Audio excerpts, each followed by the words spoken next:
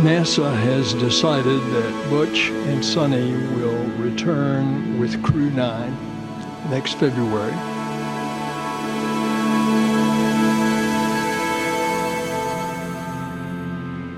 Bayangkan kamu seorang astronot yang mendapat tugas untuk melakukan uji coba pesawat luar angkasa terbaru. Kamu akan diberangkatkan ke salah satu stasiun luar angkasa terbesar. Misi ini rencananya hanya berlangsung selama 8 hari. Namun saat sudah sampai ke stasiun luar angkasa, pesawat yang membawamu mengalami kebocoran dan kamu tidak bisa pulang. Kamu harus menunggu berbulan-bulan agar bisa kembali ke bumi dan bertemu lagi dengan keluargamu. Nah, inilah yang dialami oleh dua astronot NASA, Barry Wilmore dan Sunita Williams. Bagaimana cerita lengkapnya? Simak video ini sampai akhir ya.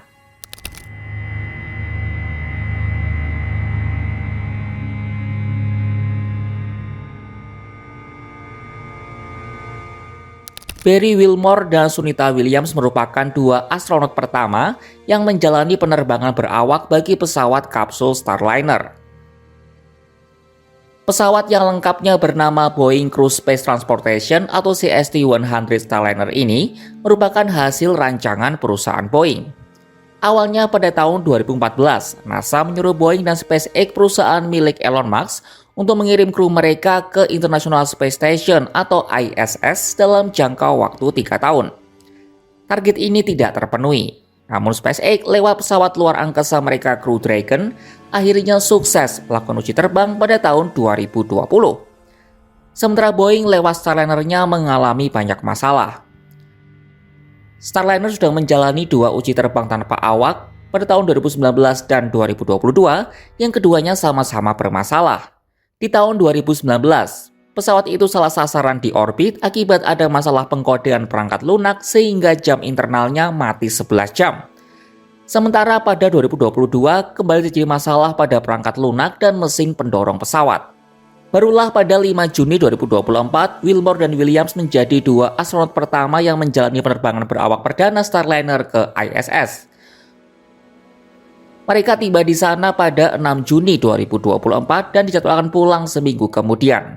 Namun, layaknya uji coba sebelumnya, pesawat Starliner kembali mengalami masalah.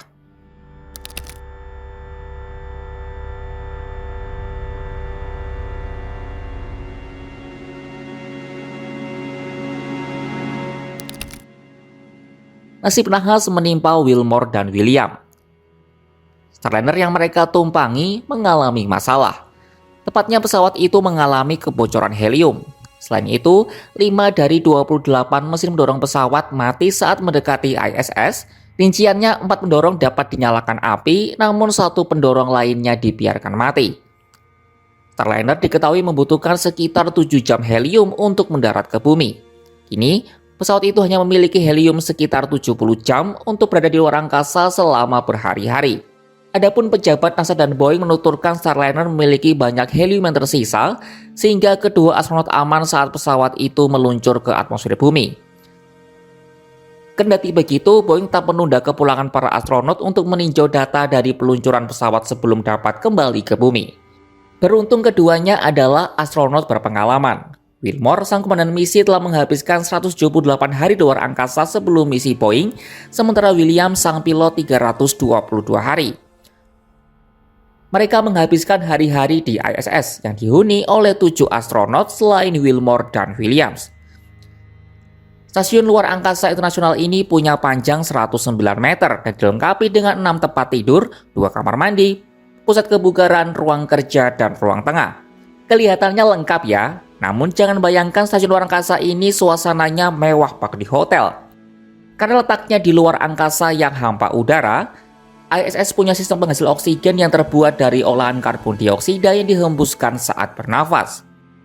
Para astronot ini juga harus minum dari air urin.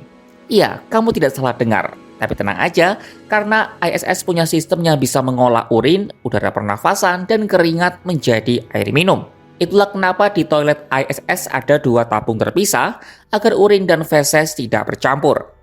Karena tanpa gravitasi, para astronot tidak perlu berbaring di kasur. Mereka bisa tidur di lantai, dinding, atau langit-langit pesawat seperti ini. Meskipun harus menunda kepulangan, keluarga Wilmore dan Sunita tak merasa khawatir. Suami Sunita, Michael, bahkan menyebut kalau ruang angkasa adalah tempat bahagia Sunita. Sementara istri Wilmore, Diana, dan putrinya Darin bahkan kerap melakukan video call dengan suaminya hampir setiap hari. Lalu, kapan mereka akan kembali ke bumi?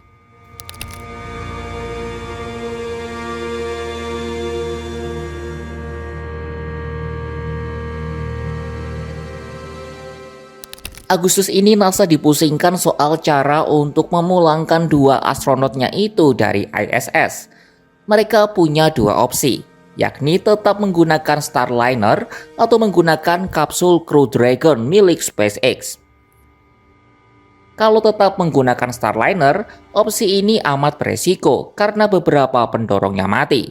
Padahal pendorong sangat penting untuk menahan kapsul pada posisi yang tepat ketika turun dari orbit. Sementara kalau NASA memilih menggunakan SpaceX, maka misi Crew 9 yang diluncurkan pada tanggal 24 September 2024 mendatang hanya diisi oleh 2 astronot dan bukan 4 seperti biasanya. Lalu apakah mereka akan kembali pada September tersebut?